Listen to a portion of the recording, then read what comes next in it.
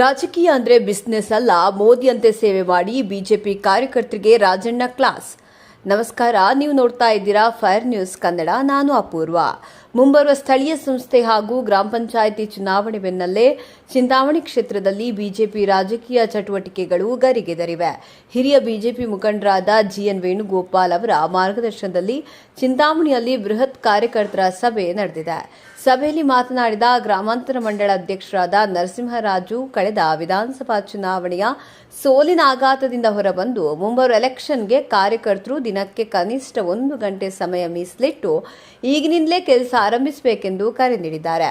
ಹೌದು, ಚಿಂತಾಮಣಿ ವಿಧಾನಸಭಾ ಕ್ಷೇತ್ರದಲ್ಲಿ ಬಿಜೆಪಿ ಮುಂದಿನ ಚುನಾವಣೆಗೆ ಭರ್ಜರಿ ಮಾಸ್ಟರ್ ಪ್ಲಾನ್ ರೂಪಿಸುತ್ತಿದೆ. ಹಿರಿಯ ನಾಯಕರಾದ ಜಿಎನ್ ವೇಣುಗೋಪಾಲ್ ಅವರ ನೇತೃತ್ವದಲ್ಲಿ ನಡೆದ ಸಭೆಯಲ್ಲಿ ಕಾರ್ಯಕರ್ತರಿಗೆ ಬೂತ್ ಮಟ್ಟದ ಜವಾಬ್ದಾರಿಯನ್ನು ಹಂಚಲಾಯಿತು. ಸಭೆಯಲ್ಲಿ ಮಾತನಾಡಿದ ಗ್ರಾಮಾಂತರ ಮಂಡಲ ಅಧ್ಯಕ್ಷ ರಾಜಣ್ಣ, 1991ರಲ್ಲಿ ದೇಶದಲ್ಲಿ ಕೇವಲ ಬೆರಳೆಣಿಕೆಯಷ್ಟಿದ್ದ ಬಿಜೆಪಿ ಇವತ್ತು 300ಕ್ಕೂ ಹೆಚ್ಚು ಸಂಸದರ ಬಲದೊಂದಿಗೆ ಮಹಿಳಾ ಮೀಸಲಾತಿ ಬಿಲ್ ಪಾಸ್ ಮಾಡುವ ಹಂತಕ್ಕೆ ಬೆಳೆದಿದೆ. ಊರಿಗೊಬ್ಬನೇ ಕಾರ್ಯಕರ್ತನಿದ್ರೂ ಗಟ್ಟಿಯಾಗಿ ನಿಲ್ಲಬೇಕೆಂದು ಧೈರ್ಯ ತುಂಬಿದ್ರು. ಅಷ್ಟೇ ಅಲ್ಲದೆ ಕಳೆದ ಚುನಾವಣೆಯಲ್ಲಿ ಜಿಎನ್ ವೇಣುಗೋಪಾಲ್ ಅವರು 23,000 ಮತಗಳನ್ನು ಪಡೆದಿದ್ದು, ಸೋಲಿನ ನಂತರ ತಮಗೆ ಧೈರ್ಯ ತುಂಬಿ ರಾಜಕೀಯದಲ್ಲಿ ಮುಂದುವರಿಯುವಂತೆ ಮಾಡಿದ್ದೇ ಗೋಪಣ್ಣ ಎಂದು ನೆನಪಿಸಿಕೊಂಡ್ರು. ಮುಂಬರುವ ಚುನಾವಣೆಯಲ್ಲಿ ಬಿಸಿನೆಸ್ ತರ ರಾಜಕೀಯ ಮಾಡುವವರನ್ನು ಬಿಟ್ಟು ಮೋದಿ ಅವರಂತೆ 24 ಗಂಟೆ ಜನಸೇವೆ ಮಾಡುವವರನ್ನು ಗ್ರಾಮ ಪಂಚಾಯತ್ ಮೆಂಬರ್ ಮಾಡಬೇಕೆಂದು ಕರೆ ನೀಡಿದರು. ಸಭೆಯಲ್ಲಿ ರಾಜಣ್ಣ ಮಾತನಾಡಿ, ನಮ್ಮ ನಾಯಕರಾದ ಗೋಪಣ್ಣನವರ ಮಾರ್ಗದರ್ಶನದಲ್ಲಿ ನಾವೆಲ್ಲ ಒಟ್ಟಾಗಿ ಹೋಗ್ತಾ ಇದ್ದೀವಿ. ಮುಂದಿನ 15 ದಿನಗಳಲ್ಲಿ ಕೆರೆ ಹೋಬಳಿ ಸೇರಿದಂತೆ ಎಲ್ಲಾ ಬೂತ್ಗಳಲ್ಲೂ ಕನಿಷ್ಠ 10 ಜನ ಕಾರ್ಯಕರ್ತರನ್ನು ರೆಡಿ ಮಾಡಬೇಕು. ದಿನಕ್ಕೆ 1 ಗಂಟೆ ಅಥವಾ ವಾರಕ್ಕೆ 2 ದಿನ ಮನೆ ಮನೆಗೆ ಹೋಗಿ ಪ್ರಚಾರ ಮಾಡಬೇಕು.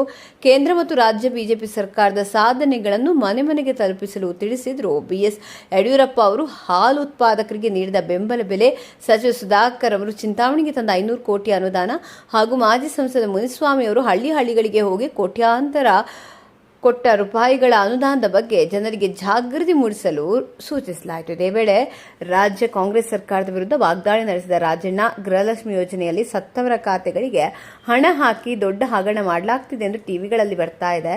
ಮುಂದಿನ ದಿನಗಳಲ್ಲಿ ರಾಜ್ಯದಲ್ಲಿ ಬಿಜೆಪಿ ಸರ್ಕಾರ ಬರುವುದು ನಿಶ್ಚಿತ. ಚಿಂತಾಮಣಿಯಲ್ಲೂ ಬಿಜೆಪಿ ಶಾಸಕರು ಗೆಲ್ಲುವುದು ಖಚಿತ ಎಂದು ವಿಶ್ವಾಸ ವ್ಯಕ್ತಪಡಿಸಿದರು.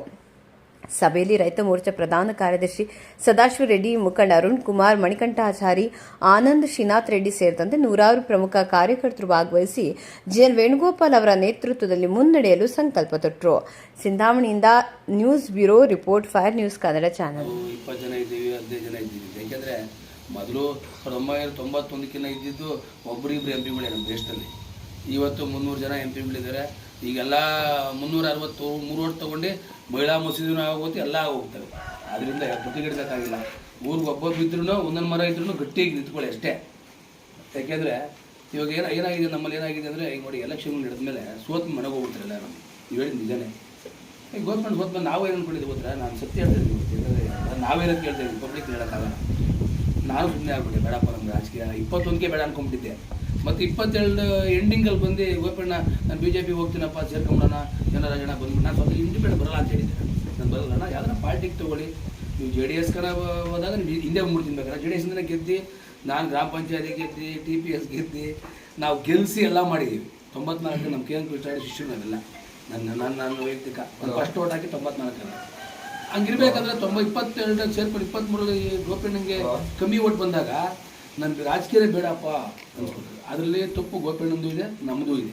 ಏಕೆಂದರೆ ಆ ಟೈಮಲ್ಲಿ 1-2 ದಿನ ಮೊದಲೇ ಗುರುತಿಸಿ ಆ ಬೂತ್ಗೆ ಏನು ಮಾಡಬೇಕು ವ್ಯವಸ್ಥೆಗಳು ಮಾಡಲಿಲ್ಲ. ಪಾಪ ಯಾರೋ ಬಂದರು ಕಳ್ಳರುಗಳು, ಯಾರೋ ಹೋದ್ರು, ನಮ್ಮ ಲೀಡರ್ಗಳು ಕಳ್ಳರಾಗ್ಬಿಟ್ರು, ಅವರು ಕಳ್ಳರಾಗ್ಬಿಟ್ರು, ಎಲ್ಲರೂ ಒಂಥರ ಸ್ವಲ್ಪ ಜನ. ಅದೇನಾಯ್ತು ಅಂದರೆ ಜನರು ಮೈಂಡ್ಗೆ ಹೋಗಿಲ್ಲ. ಇಂಥವ್ರಿಗೆ ಓಟ್ ಹಾಕಿ ದುಡ್ಡು ಕೊಟ್ಟರು ಯಾರು ಓಟ್ ಹಾಕಬೇಕು ಕನ್ಫ್ಯೂಸ್. ಅದು ಟೈಮ್ ತೊಗೊಳೋಕೆ ಟೈಮ್ ಇರಲಿಲ್ಲ. ಈಗ ನಮ್ಮ ಅರುಣ್ ಹೋಗಿ ಅಪ್ಪ BJP ಹೋಗ್ಬೇಕು ಕೇಳೋಕ್ಕೆ ಟೈಮ್ ಇಲ್ಲ.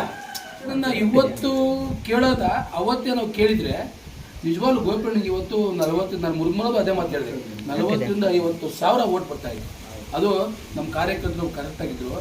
ನಮ್ಮದೇ ಸ್ವಲ್ಪ ಪ್ರಾಬ್ಲಮ್ ಆಯಿತು. ಇರಲಿ, ಇವಾಗ ಮುಂದೆ ಸೋತಾಗಲೇ ಮುಂದಿನ ತಪ್ಪು ಸರಿ ಮಾಡ್ಕೊಂಡು ಹೋಗಿ ದಾರಿ ಆಗಿತ್ತು. ಈಗ ನಮ್ಮ ಸದಾಶಿವ ರೆಡ್ಡಿ ಅವರಿಗೆ ಎಲ್ಲ ಬೂತಲ್ಲೂ ದಯವಿಟ್ಟು ಇವತ್ತಿಂದನೇ, ನಾಳೆಯಿಂದನೇ ಅರುಣ್ ಅವರು ಸದಾಶಿವ ರೆಡ್ಡಿ ಜೊತೆಯಾಗಿ ಈ ಪಂಚಾಯಿತಿ, ಯಾಕೆಂದರೆ ಅವರು ಆ್ಯಕ್ಚುಲಿ ಹೋಗ್ಲಿ ಜವಾಬ್ದಾರಿ ತೊಗೊಬೇಕು ಸದಾಶಿವ ರೆಡ್ಡಿ ಅರುಣ್ ಅವರು.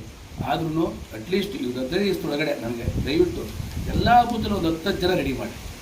ಗ್ರಾಮ ಪಂಚಾಯತ್ ಎಲೆಕ್ಷನ್ ಅಲ್ಲ ನೀವೇನು ಹೇಳ್ತಿರೋ ಗೋಪಿಯಣ್ಣವರು ನಿಶ್ಚಯಿಸ ನನ್ನ ಎಲೆಕ್ಷನ್ ಅಲ್ಲಪ್ಪ, ಇದು ಕಾರ್ಯಕರ್ತರ ಎಲೆಕ್ಷನ್ನು.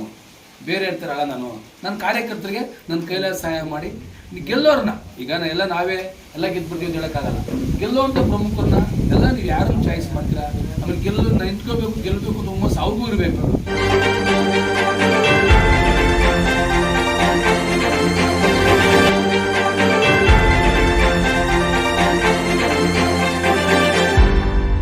ನೀವು ನಮ್ಮ ಚಾನಲ್ಗೆ ಸಬ್ಸ್ಕ್ರೈಬ್ ಆಗಿಲ್ಲ ಅಂದ್ರೆ ಈಗಲೇ ಸಬ್ಸ್ಕ್ರೈಬ್ ಆಗಿ ಪಕ್ಕದಲ್ಲೇ ಇರುವ ಬೆಲ್ ಐಕಾನ್ ಕ್ಲಿಕ್ ಮಾಡಿ. ಮತ್ತಷ್ಟು ಅಪ್ಡೇಟ್ಗಳಿಗಾಗಿ ಫೇಸ್ಬುಕ್, ಇನ್ಸ್ಟಾಗ್ರಾಮ್, ಟ್ವಿಟರ್ನಲ್ಲಿ ಫಾಲೋ ಆಗಿ.